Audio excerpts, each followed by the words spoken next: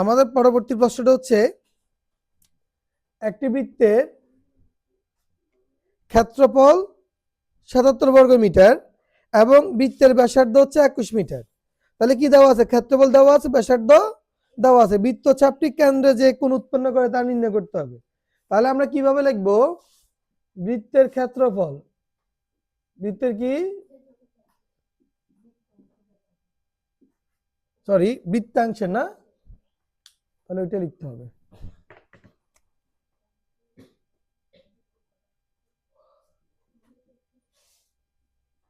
বৃত্তাংশের ক্ষেত্রফল কত আছে?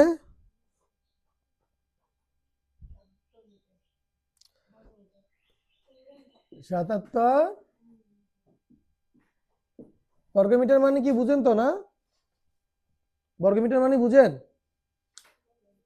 বর্গমিটার মানে হচ্ছে যেমন ৭৭ বর্গমিটার, বৃত্তের ক্ষেত্রফল ৭৭ বর্গমিটার মানে কি?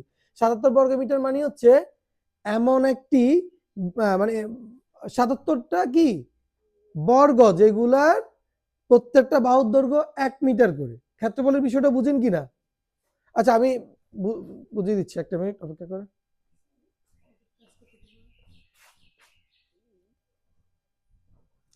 আপনারা কেউ কি বলতে পারবেন যে আমরা ক্ষেত্রফলে এখানে বর্গমিটার কেন লিখি বা বর্গ সেন্টিমিটার কেন লিখি?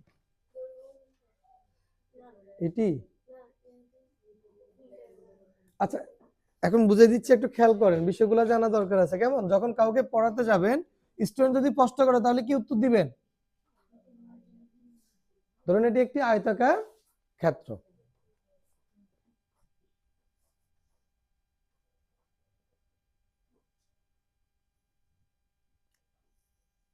এর দৈর্ঘ্য মনে করেন যে ৪ মিটার, দৈর্ঘ্য কত মিটার? প্রস্থ হচ্ছে ৩ মিটার। এখন আমরা যে লিখি বর্গ মিটার, সেটা কেন লিখি এবং এই ক্ষেত্রফলটা কেন বের করার প্রয়োজন হয়? দৈর্ঘ্য হচ্ছে ৪ মিটার। আমি যদি ছোট ছোট আকারে যদি এটাকে যদি কি করে ফেলি, মানে ভাগ করে ফেলি, তাহলে কত করে হবে বলেন তো? এখানে ১ মিটার ১ মিটার ১ মিটার ১ মিটার, ঠিক না?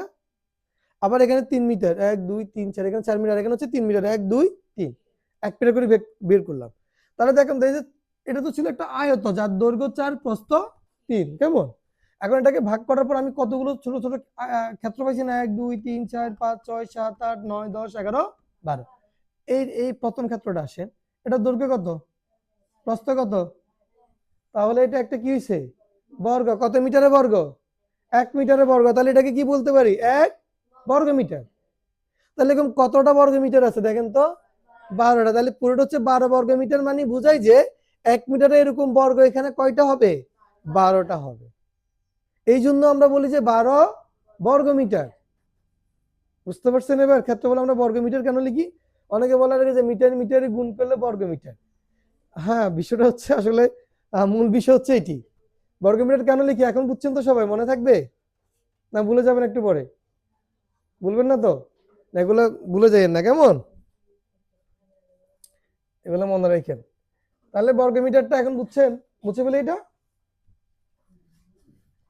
আর এটা যদি সেন্টিমিটার এককে থাকে তখন বলবো বর্গ সেন্টিমিটার। এরকম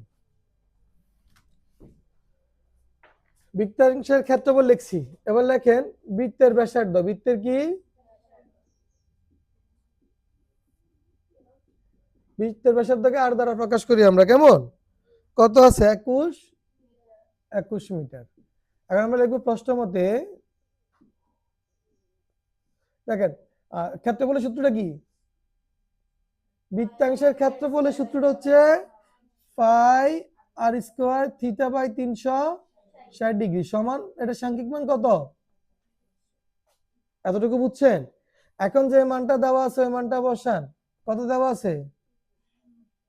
পাই into 21 whole square theta by ৩৬০ degree. ২১ square মানে কত দেখেন তো? ৪০০ কত?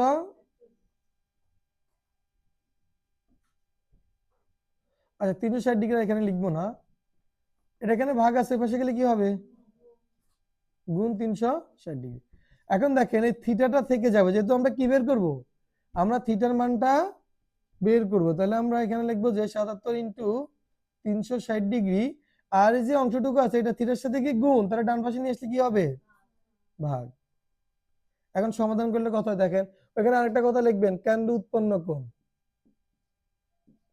কেন্দ্রে উৎপন্ন কোণটাকে আমরা থিটা ধরে নিব, যে কত হয় 20.008 মিটার ফ্রাই। এই যে থিটার মান বের করার পদ্ধতিটা বুঝছেন, আপনার সমাধান হয়েছে কিনা মনি, ক্যালকুলেশনে ঠিকঠাক মতো হয়েছে কিনা দেখছেন? হ্যাঁ ঠিক আছে, এত ডিগ্রি ফ্রাই, এত ডিগ্রি কি, যেহেতু থিটা তাহলে এখানে কি লিখবেন ডিগ্রি, 20.008 ডিগ্রি প্রায়, ও সরি মিটার হবে না ডিগ্রি হবে, 20.008 ডিগ্রি কি প্রায়, যেহেতু আমরা থিটার মান বের করছি, যদি আমরা পাই আর এর মান বের করতাম তাহলে কি হইতো, মিটার হইতো, বুঝতে পারছেন?